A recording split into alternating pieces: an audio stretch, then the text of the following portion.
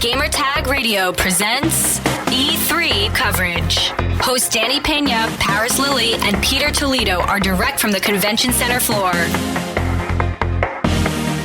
Hey, it's Paris. I'm back at E3 2018. I was able to come up here for one night, and thanks to the good folks at Activision, I got a chance to play Destiny 2.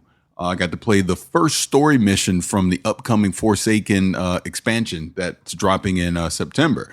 So let me just jump right into it. As everyone, and I'm sure listening to this knows, Cayde 6 dies.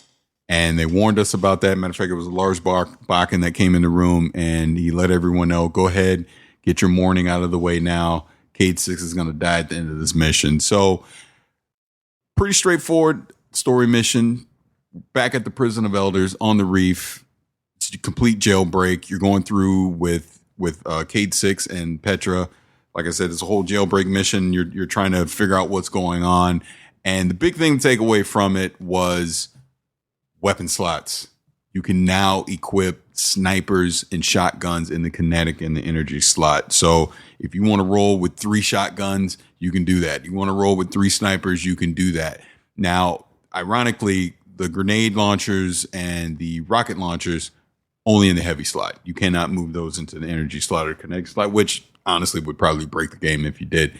Another addition was the bow. There was an exotic bow that you were able to use, and it was really fun to use. It was really smooth, easy. I was worried about there'd be like a lot of recoil on it or something like that, but I mean, it was pretty straightforward. It's kind of like almost not a complete one-shot weapon. I mean, your red bar enemies you can take out with one shot, especially if you get a headshot on them. Yellow bars, obviously, you're not going to do that.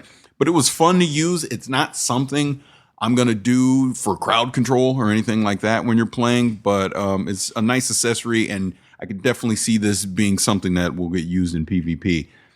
Beyond that, I mean, I played as a Titan, and I never activated my super. I've been playing Destiny for 4 years, and I just blew through the mission. And I kept saving my super like, oh, I'll need to use it when I get to a real hairy spot. And I wound up never using it. So unfortunately, I didn't get to try any of the new supers. But overall, fun mission. Like I said, at the very end, Cayde 6, he dies. He has a very funny but then tragic moment at the very end of the scene when he dies. And it is the Queen's brother that pulls the trigger using the Ace of Spades, which is Cayde 6's own weapon against him. So right there it ends. You don't know what happens after that. You know, they play a trailer. They show I didn't get to play Gambit mode because that was down on the show floor and my time was limited. So unfortunately I couldn't go down there and play it, but they show a trailer for Gambit mode. Everyone I've talked to that has had a chance to play it while I've been at E3, they seem to think that's a blast. And I got a chance to talk with Deej as well. Not an official interview or anything, just him and I talking while I was waiting to play the story mission. And, he kind of asking my opinion, what I thought about some of the changes that they're making, with Forsaken and just the overall vibe of what I thought potentially was happening with the community. And like I told him, overall, this is the right move, what they're doing. They're getting Destiny 2 to honestly what it should have been at launch. It sounds to me like they realized that they kind of skewed too far towards the casual side. And now they're bringing it back more for the hardcore players like myself, who've invested a ton of time. And that's what it really comes down to.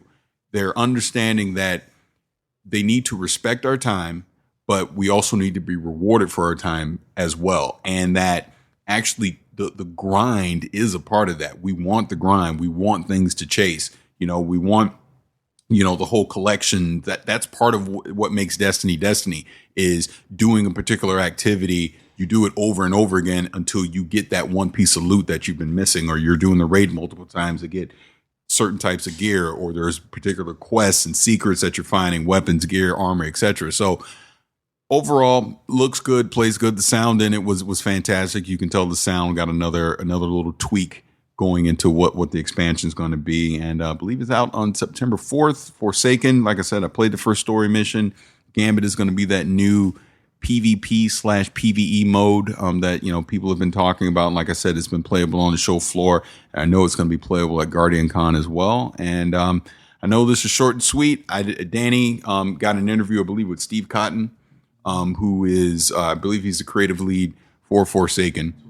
Yeah, and I'm blanking. Scott Scott, I'm forgetting Scott's name, but anyways, the point is, he got a chance to talk to those guys, and I'll have some more information about Destiny 2 and the DLC, the expansion for Forsaken, in that interview. So this is Paris.